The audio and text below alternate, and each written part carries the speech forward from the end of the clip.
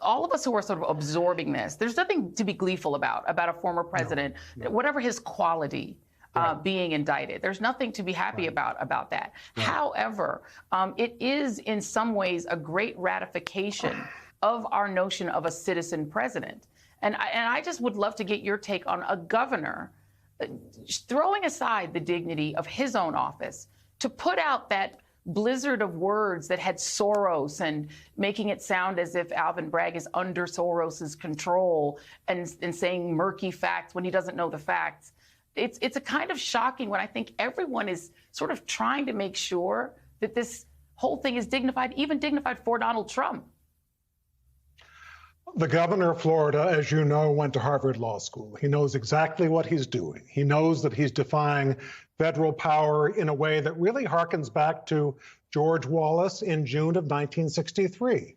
When Wallace in Tuscaloosa stood in the schoolhouse door, University of Alabama, and said, although the Supreme Court says that the University of Alabama has to be integrated with 2 black students, I am going to represent state power and defy that. That's what DeSantis is trying to do.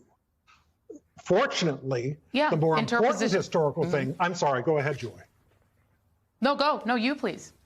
I was going to say, just to echo what you've said, this is an historic night, and I think as a result of what's happened, DeSantis is going to be a sideshow, but the important thing is that tomorrow, I think, in terms of American history, we will be waking up in a different country. Before tonight, presidents in this country were kings. They did all sorts of things. Richard Nixon, as president, probably obstructed justice, did all sorts of other things for which certain of his entourage was sent to jail. But Nixon was the unindicted co-conspirator, so-called, because the Justice Department, in my view wrongly, ruled that a sitting president cannot be indicted. Once Nixon quit, the special prosecutor, Leon Jaworski, said, well, perhaps now it's time to indict him. He's a former president. And for a month, he seemed in jeopardy. Gerald Ford, the new president, after a month, as you well know, said, we're going to pardon Mr. Nixon. And in 1995, I actually talked to Gerald Ford, and I said, why didn't you at least wait until Nixon went through the process and was at least fingerprinted so that you can show someone who steals a can of hairspray in a store that there is equal justice in this country?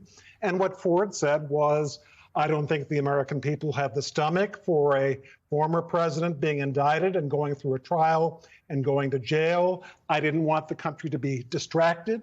He also said that I had heard that Mr. Nixon's health was bad. There were even rumors that he was so depressed he might take his own life. So it was punishment enough for Nixon to have to accept a pardon.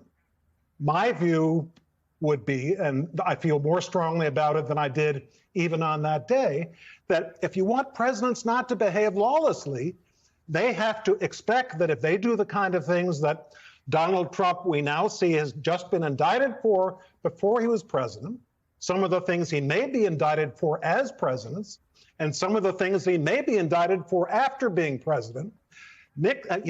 Trump knew Nixon very well. Trump knew that Nixon's biggest punishment was he goes to his seaside mansion in California, lives happily ever after.